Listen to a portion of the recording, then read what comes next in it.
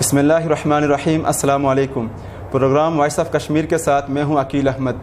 ناظرین، آج عید الفطر کا دن ہے اور پوری دنیا میں اہل ایمان مسلمان عید الفطر منا رہے ہیں۔ وائس آف کشمیر کی پوری ٹیم کی طرف سے دل کی اتھاہ گہرائیوں سے پوری دنیا میں بسنے والے اہل ایمان مسلمانوں کو بہت بہت عید مبارک ہو۔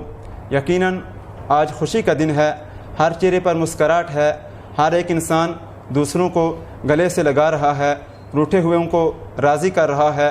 آج کی ہم نے اس اسپیشل ٹرانسمیشن میں بھی عید کے حوالے سے اور بالخصوص مقبوضہ ریاست جموں و کشمیر کی تازہ صورتحال کے حوالے سے آج ہم گفتگو کریں گے، اور آج ہمارے ساتھ شریک گفتگو ہوں گے ایک ایسی شخصیت جو کہ کاروباری بھی ہیں، سیاسی بھی ہیں اور سماجی بھی ہیں، اور جنہوں نے سیاست میں پہلے ہی الیکشن میں تقریباً 23,000 سے زائد ووٹ لیے۔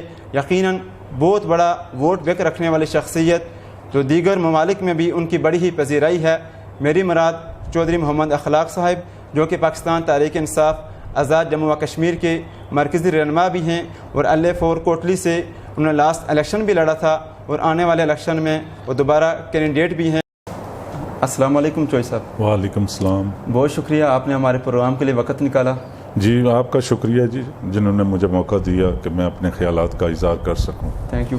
چوئی صاحب، یہ بتائیں کہ آپ کا ماہ رمضان کیسے گزرا؟ جی زبردست جی، اللہ تعالیٰ کا بہت کرم ہے کہ بڑا زبردست گزرا۔ چوئی صاحب، سیاسی اور سماجی لوگ تو عید کے دن کے حوالے سے بڑا ہی مصروف ہوتے ہیں، آپ کا عید کے دن کے حوالے سے کیا معمول ہوتا ہے؟ بس گھر رہتے ہیں اور دوست یار آتے ہیں، ملتے ہیں فیملی وائز یہ وہ، مگر اس دفعہ مجھے کوئی عید کی کوئی اتنی خوشی نہیں تھی۔ کیا کرونا وائرس کی وجہ سے؟ کرونا وائرس کی وجہ سے، کیونکہ ہمارے جو یورپ اور انگلینڈ میں کافی لوگ جو جاننے والے تھے وہ فوت ہو گئے تھے، چلو اللہ مغفرت تو فرمائے۔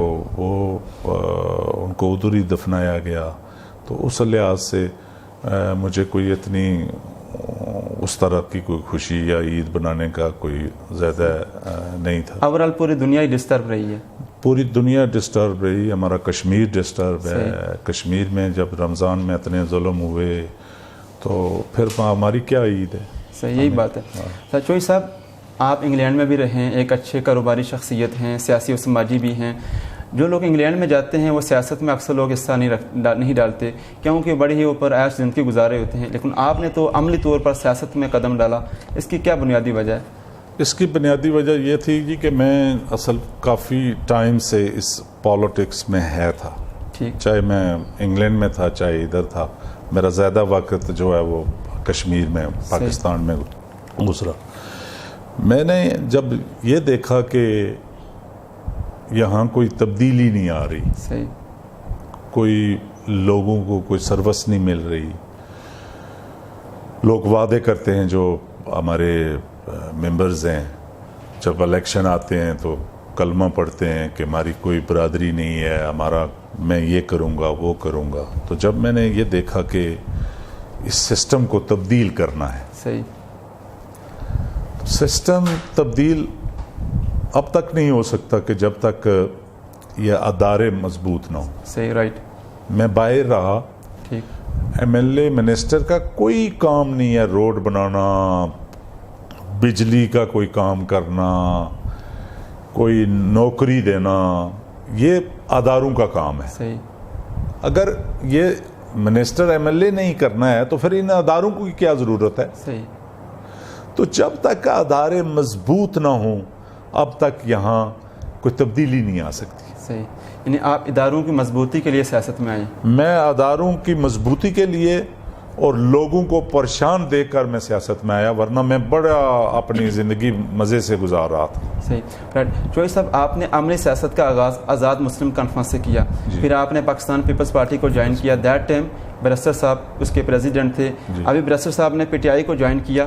کیا آپ برسٹر صاحب سے متاثر ہو کر آپ نے بھی PTI کو جوائن کیا؟ جی، یعنی آپ کے قائد، یعنی سیاسی قائد برسٹر صاحب ہیں؟ جی، میرے سیاسی قائد بیرسٹر صاحب ہیں، میرے اس سے پہلے چودھری نور حسین صاحب تھے، اس کے بعد جو ہے وہ بیرسٹر صاحب ہیں۔ تو ابھی آپ کی کیا آخری پارٹی ہے PTI؟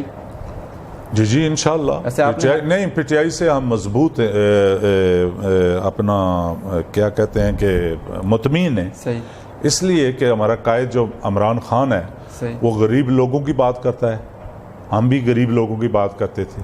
وہ اداروں کی بات کرتا ہے کہ ادارے مضبوط ہونے چاہیے، ہم بھی اداروں کی بات کرتے ہیں. ہم یہ کہتے ہیں کہ کوئی برادری ازم نہیں ہونا چاہیے، لا الہ الا اللہ محمد رسول اللہ پڑھنے والے مسلمان کو کوئی برادری، وہ سب کو برابر اس کو دیکھنا چاہیے. تو اس لیے میرے نزدیک خان صاحب، میں مطمئن ہوں کہ خان صاحب اچھے لیڈر ہیں اور وہ لوگوں پاکستان کی تبدیلی کے لیے اور کشمیر کی تبدیلی کے لیے ہماری مدد کریں گے اور انشاءاللہ ہم بھی خان صاحب کو مضبوط کریں گے. ویسے آپ نے ہیٹ ٹرک تو کر لیا جی. آزاد مسلم کانفرنس دن پہ پاکستان پیپلز پارٹی اب پی ٹی آئی ہو چکی ہے. جی جی. اب آخری ہے؟ میرا خیال میں آخری ہی ہے، بیرسٹر صاحب کو پتا ہوگا. یعنی اگر بیرسٹر صاحب نے پارٹی چینج کی تو آپ بھی چینج کر سکتے ہیں. یہ وقت بتائے گا. چوہدری صاحب، اگر ہم آخری انتخابات کی بات کریں تو آپ آزاد کشمیر میں واحد پولیٹیشین ہیں جنہوں نے آتے ساتھ ہی 23,000 سے زائد ووٹ لیے. یقیناً بہت بڑی آپ کی کامیابی ہے. آپ اس بار کتنے پر امید نظر آتے ہیں؟ اس وقت جو یہ آنے والا الیکشن ہے میں نہیں سمجھتا ہوں کہ راجہ نصیر میرے مقابلے میں کوئی مقابلہ دے گا. مجھے نہیں لگ رہا، اس لیے کہ میں جو پچھلا الیکشن تھا اس کو میں تھوڑا سا کلیئر کر دوں کہ پچھلا الیکشن میں جیتا ہوا تھا. اچھا، کیسے؟ وہ اس طرح کہ آپ کو شاید علم ہوگا کہ الیکشن کے دوران نادرا کارڈ والوں نے، وہ میرے پاس سٹیٹمنٹ نہیں ہے، میں آپ کو دکھا سکتا تھا، آپ اس کی انفارمیشن آپ کو بھی ہوگی کہ اس حلقے کے اندر 20,000 ووٹ بوگس تھا. اچھا. نادرا والوں نے ریجیکٹ کر دیا کہ وہ 20,000 ووٹ جو ہے نہیں اکاؤنٹ ہوگا، ریجیکٹ ہو گیا. جب راجہ صاحب نے دیکھا کہ میں تو نہیں جیت سکتا، یہ آپ نے نون والی حکومت تھی میاں صاحب وفاق میں، تو یہ سب لوگ چلے گئے نثار چودھری کے پاس، تو شہباز میاں صاحب کے پاس، کہ یہ اس طرح کریں، اگر 20,000 یہ بحال نہیں کرتے تو 10,000 بحال کرتے ہیں. آپ کے واسطے لیڈ بھی 10,000 کی ہوئی ہے. میں یہی کہتا ہوں نا، اگر وہ 10,000 آپ نکال دیں، ٹھیک ہے، اس کے علاوہ بے شمار گورنمنٹ نے، وفاق نے فنڈز دیے، اتنے فنڈز دیے کہ حالانکہ الیکشن میں کیوں فنڈز کی کیا ضرورت ہے؟ ایک بندہ 5 سال حکومت کرتا ہے تو وہ کیا کرتا رہتا ہے؟ اس کو یہ ایکسٹرا فنڈز 15 کروڑ روپیہ کشمیر کونسل سے لے کر جن لوگوں کی سڑکیں بن رہی تھی وہ ادھر ودرا کر کے راجہ نصیر یا اور کسی جو بھی آزاد کشمیر کے سارے ایم ایل ایز کو دیے گئے. تو کیا آپ نے کسی ادارے سے رجوع کیا؟ میں نے پہلے اسٹڈی کیا تھا کہ کسی ادارے کے پاس جائیں، مگر جو سسٹم سیٹ اپ میں مطمئن نہیں ہوں، میں نہیں گیا. یعنی آپ کو پہلے سے مایوسی تھی؟ اگر بالفرض سن 2021 کے الیکشن میں آپ ون کر جاتے ہیں جی، تو آپ سب سے پہلے میجر کون سے کام کروائیں گے؟ میں میجر پہلے تو احتساب نمبر 1، احتساب ہونا چاہیے، پورے آزاد کشمیر کا ہونا چاہیے، اور خاص کر اس سینسا کا ہونا چاہیے کہ یہ جو راجہ نصیر صاحب ہیں یہ ابھی 25 سال پورے کرنے والے ہیں تقریباً. مجھے ایک میجر پروجیکٹ راجہ نصیر صاحب کا 25 سال میں نے نہیں دیکھا. بعض لوگ تو ان کو تعمیر و ترقی کا ہیرو بھی کہتے ہیں. وہ کہتے ہیں کہ جو اس سے حصہ لیتے ہیں، جو یہ ایسا کلچر آپ جانتے ہیں کہ ایسا کلچر اس حلقے میں پایا جاتا ہے؟ بالکل لینے دینے والا 100% راجہ نصیر خود لیتا ہے. اچھا. ہاں، یہ جو ٹھیکیدار ہیں 5-7 بنے ہوئے، ان سے وہ خود کہتے ہیں، میں نے 1-2 ٹھیکیدار ان سے پوچھا کہ بھئی یہ روڈ کیوں نہیں آپ پراپر بنا رہے ہیں؟ تو انہوں نے کہا کیا بنائیں، فنڈز ہم ادھر دے دیتے ہیں تو ہمارے پاس جو بچتا ہے اسی کو ہم بناتے ہیں، اور کیا بنائیں.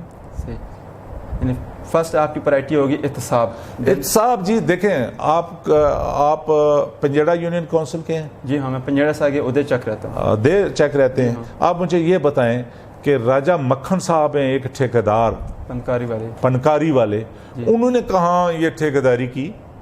ان کو اس روڈ کے متعلق کیا پتا ہے کہ یہ روڈ کیسے بنائی جاتی ہے؟ باہر یورپ میں پراپر اس کو ملتا ہے ٹینڈر جو پراپر کانٹریکٹر ہوتا ہے. صحیح. وہ یہ نہیں ملتا ہے کہ کوئی بڑا ہے شہر کا یا کوئی کسی منسٹر یا وزیر اعظم کا. نو ناٹ ایٹ آل. صحیح. رائٹ. تو وہ قومیں تب ترقی کر رہی ہیں. صحیح. یعنی آپ تعمیر و ترقی سے پہلے سب سے پہلے احتساب کو لانچ کریں گے. میں اس پر میں تو چاہتا ہوں کہ الیکشن سے پہلے ہونا چاہیے. ویسے بھی آج کا شور چل رہا ہے کہ نیاب کو ایکسٹینڈ کیا جائے. آپ کی ذاتی کیا رائے ہے کہ نیاب کا ادارہ آزاد کشمیر میں اس کو لانچ کرنا چاہیے؟ ہاں، جو پاکستان کا سسٹم ہے وہ لانچ کرنا چاہیے. ویسے اس کے اوپر چوائس دو رائے پائی جاتی ہیں. ایک جو اس کے مخالفین ہیں وہ یہ کہتے ہیں کہ کشمیر کا اپنا آئین ہے، وہ اس سے اس پر اثر پڑتا ہے، نیاب کو اجازت نہیں دیتا، کیونکہ آزاد کشمیر کے اندر آلریڈی احتساب کا ادارہ موجود ہے. لیکن وہ احتساب کا ادارہ آپ سمجھتے ہیں کہ سویا ہوا گھوڑا ہی ہے. سویا ہوا گھوڑا ہے. انہوں نے کس کا احتساب کیا جی؟ ویسے آج تک میں آپ کو ایک احتساب کی بات کرتا ہوں کہ تقریباً کوئی 2000 فائل تھی. تو جو احتساب کے چیئرمین تھے راجہ میرپور کے تھے. اچھا. پیپلز پارٹی کے دور میں. صحیح. تو وہ آئے ادھر ریسٹ ہاؤس میں. اچھا. راجہ نصیر کا احتساب کرنے کے لیے. اچھا. تو امن کمیٹی والے ان کے پاس گئے. صحیح. یہ سینسر آصف نواز میرا بھائی وہ چلے گئے. تو انہوں نے کہا جی کہ ہم کس کا احتساب کریں. یہاں پر احتساب بھی ریسٹ ہاؤس میں ہو رہا ہے. ہاں، ان کے ورڈز آصف بھائی نے مجھے بتایا کہ انہوں نے کہا کہ میں کیا احتساب کروں ان بڑے لوگوں کا، میں کس طرح احتساب کر سکتا ہوں. تو اگر یہ سسٹم ہے تو اس سسٹم کو میں تو نہیں ایکسیپٹ کرتا ہوں. صحیح. مجھے تو وہ سسٹم چاہیے جو پاکستان میں ہر بڑے اور چھوٹے کا احتساب ہے.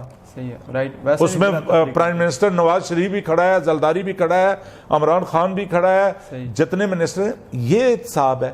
یہ کون سا احتساب ہے کہ مثلا میں منسٹر ہوں، میں ایک احتساب کا چیئرمین میں اپنی مرضی سے لگاتا ہوں، وہ میرا احتساب کیا کرے گا؟ وہ نہیں کرے گا. ویسے ابھی حال ہی میں پاکستان میں بھی شوگر ملز کے حوالے سے وہ رپورٹ آ گئی ہے جی ماشاءاللہ، بلا تفریق حکومتی بندے بھی شامل ہیں اور حزب اختلاف کے بھی شامل ہیں. احتساب یہ ہوا نا. صحیح. یہ کون سا ہوا کہ راجہ فاروق حیدر کرپشن کر رہا ہے تو اس کو نہ پوچھا جائے کیونکہ راجہ فاروق حیدر نے احتساب کا چیئرمین لگایا تھا. چوہی صاحب، ایک تو ہو گیا آپ احتساب کے حوالے سے آپ نے کلیئر کر دیا کہ میں سب سے پہلے احتساب کے نظام کو مضبوط کروں گا. انشاءاللہ. تعمیر و ترقی کے حوالے سے آپ کا کیا منشور ہے؟ اداروں کو مضبوط کروں گا. صحیح. نمبر 1. ٹھیک. نمبر 2، اس حلقے کے اندر ایک میجر مثلا گریڈ اسٹیشن ہے. صحیح. دھوکا ہوا لوگوں کے ساتھ. ڈاکٹر محمود ریاض منسٹر تھا، اس نے گریڈ اسٹیشن منظور کروایا، راجہ نصیر نے اس کو کینسل کروایا، جگہ الاٹ ہوگی. صحیح. ٹھیک ہے جی. کہتے ہیں جگہ کا تنازع ہے. کیا تنازع ہے جی؟ ویسے بے شمار اور جگہ بھی تو تھی. جو ڈاکٹر محمود ریاض نے الاٹ کروائی تھی سب سے بیسٹ جگہ ہے وہ. صحیح. 100 سے زیادہ کنال ہے، کوئی وہاں جھگڑا نہیں ہے، وہ گورنمنٹ کی جگہ ہے. تو آپ جب نہیں بنانا چاہتے تو آپ اس طرح کرتے ہیں کہ ایسی جگہ، یہ ادھر سینسا سائنلا اس کو کہتے ہیں، آبادی ہے، آبادی کے بیچ میں انہوں نے جگہ ایک آدمی کی کہ اس میں بنائیں گے جی. کوئی تک بنتی ہے، بنانا تو یہ نہیں ہے. ابھی 1 سال میں نے پہلے پروٹیسٹ کیا گریڈ اسٹیشن کے حوالے سے، تو راجہ صاحب کے دوستوں نے فیس بک پر لگانا شروع کر دیا کہ منظور ہو گیا جی، منظور ہو گیا. ہفتے کے بعد میں نے بھی دیکھی تھی. جی ہاں. ابھی 1 سال ہو گیا، نہ ابھی تک اس کی کوئی منظوری ہے، ٹھیک، نہ جگہ کا تعین ہوا، نہ منظوری ہے نہ جگہ کا تعین ہوا. تو نوٹیفیکیشن کون سا ہے؟ کیوں ان لوگوں کے ساتھ یہ جال کر رہے ہیں؟ بات تو حقیقت بتانی چاہیے. اگر نہیں ہے تو کہیں نہیں ہے. ابھی میں کچھ دنوں کے بعد تھوڑے سے گھر پہ مصروف ہیں، اس کے بعد میں نکلوں گا اور رائے صاحب سے میں پوچھوں گا کہ وہ کدھر ہے گریڈ اسٹیشن. ان لوگوں کے ساتھ کیوں دھوکہ کرتے ہیں؟ فیس بک پر لگاتے ہیں کہ جی ہو گیا 29 تاریخ کو اس کا افتتاح ہوگا. آج سال ہو گیا، نہیں ہوا. تو صاحب یہ تو تھی ہمارے حلقے کی سیاست. جی. تھوڑا سا ہم مسئلہ کشمیر کو بھی ڈسکس کرتے ہیں. جی. آج میں اور آپ بلکہ پوری قوم، پورا پاکستان، پورا آزاد کشمیر خوشی کے ساتھ عید الفطر منا رہے ہیں، جبکہ دوسری جانب ہمارے مسلمان بہن بھائی، ہماری مائیں بہنیں مقبوضہ کشمیر میں ابھی تک لاک ڈاؤن اور کرفیو میں ہیں. آپ اس پلیٹ فارم سے اہل جموں و کشمیر کو کیا پیغام دینا چاہیں گے؟ اہل کشمیر نے قربانیاں دی جی، اس میں کوئی شک اور شبہ نہیں ہے، ہم ان کے ساتھ ہیں. میں نے پہلے کہا کہ مجھے یہ عید کو بنانے کا کوئی دل نہیں ہے، اس لیے کہ ان بھائیوں بہنوں ماؤں اور بیٹیوں کے ساتھ جو ظلم ہو رہا ہے وہ اس لیے ہماری کیا عید ہے. صحیح. ابھی حال ہی میں 3 دن قبل جی وہ ایک صحرائی صاحب ہیں، اشرف صحرائی، وہ تحریک حریت کے چیئرمین بھی. جی جی ان کے جوان سال بیٹا میرا تقریباً ہم عمر ہی ہوگا. جی جی جنید اس کا نام تھا. سری نگر میں اس کو شہید کر دیا اور 15 مکانوں کو بھی، بعض کو جلا دیا اور بعض کو مسمار کر دیا. جی دنیا کی سب سے بڑی حقوق انسانیت کی وائلیشن ہو رہی ہے، لیکن دنیا اس پر کیوں نظر نہیں دے رہی؟ دنیا، ہم نے اس پر بڑے پروٹیسٹ کیے بیرسٹر سلطان محمود صاحب کی قیادت میں. ٹھیک. یورپ میں تو ہزاروں کے کیے، بے شمار کی، کوئی شک نہیں. ہر دنیا کے فارم پر ہم گئے بیرسٹر صاحب کی قیادت میں. اصل مجھے سمجھ نہیں آ رہی کہ یہ کیوں، یہ جو بڑے امریکہ ہے، برطانیہ ہے، یہ لوگ کیوں خاموش ہیں. ایک طرف تو یہ جمہوریت کے لمحدار بنے ہوئے ہیں، تو وہاں ابھی یہ جو لاک ڈاؤن ہے جی وہاں تو عرصے کا ہے نا، 10 ماہ ہو گئے ہیں میرے خیال. 10. ان کو تو 1 ماہ یا 1.5 ماہ ہوا، تو ان کو ابھی پتہ چلا کہ لاک ڈاؤن کیا ہوتا ہے. بالخصوص ہمیں بھی جو ابھی 10-15 دن رمضان میں ہوا، ہر آدمی بے بس ہو چکا تھا. بے بس ہو چکا تھا. ابھی امریکہ کو بھی پتہ چلا کہ وہ کشمیر میں لاک ڈاؤن ہے، تو ہم بھی ادھر لاک ڈاؤن میں. لیکن کشمیر کے لاک ڈاؤن اور امریکہ کے لاک ڈاؤن میں فرق ہے، بہت زیادہ ہے. ہم تو آزاد ہیں، لاک ڈاؤن ہے، اندر ہیں.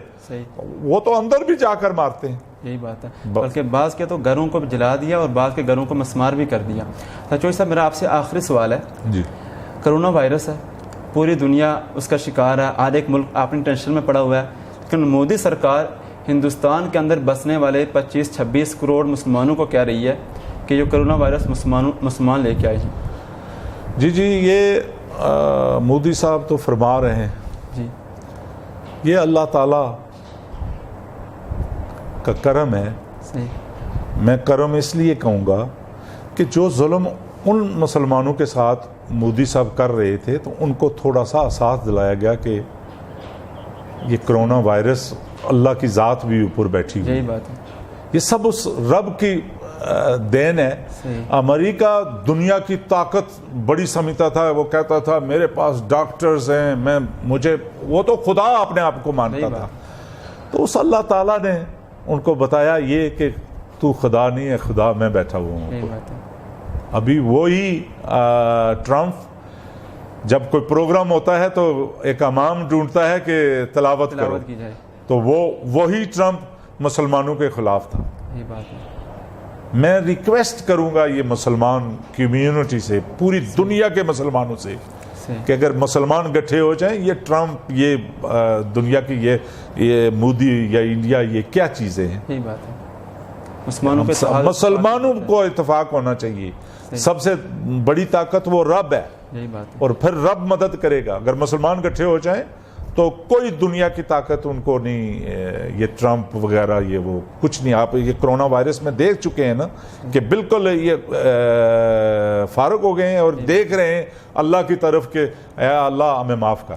یہی بات ہے. اگر چائنا نے جو مساجد پر پابندی لگائی تھی وہ ہٹا دی. ان کو بھی احساس ہو گیا، چائنیز کو بھی احساس ہو گیا. جی شوقی صاحب، بہت شکریہ.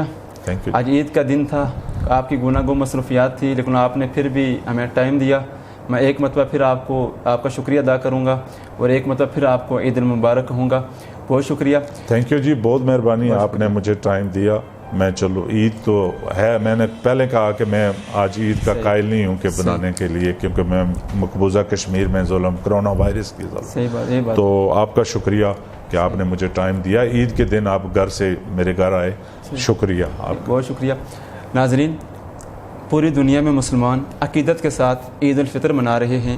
ہر چہرے پر مسکراہٹ ہے، ہر لب پر خوشی ہے، ہر ایک انسان اندر سے مسرت کو محسوس کر رہا ہے. ضرورت اس بات کی ہے کہ جو آج ہم خوشی کا اظہار کر رہے ہیں، اپنے غیروں کو بھی اپنوں کی شکل میں منا رہے ہیں، ان کو بھی گلے سے لگا رہے ہیں یا ضرورت اس بات کی ہے کہ یہ سلسلہ تواتر کے ساتھ چلنا چاہیے. پورے 12 مہینوں میں بھی اسی طریقے سے پیار و محبت کو فروغ دینا چاہیے, اسی طریقے سے روٹھے ہوئوں کو راضی کرنا چاہیے, اسی طریقے سے غیروں کو اپنا بنانا چاہیے. اسی کے ساتھ اجازت دیجیے اور ایک مرتبہ پھر وائس آف کشمیر کے پوری ٹیم کی طرف سے پورے اہل ایمان کو دل کی اتھاہ گہرائیوں سے چھوٹی اور میٹھی عید الفطر بہت بہت مبارک ہو. اسی کے ساتھ اجازت دیجیے. اللہ ہی محافظ.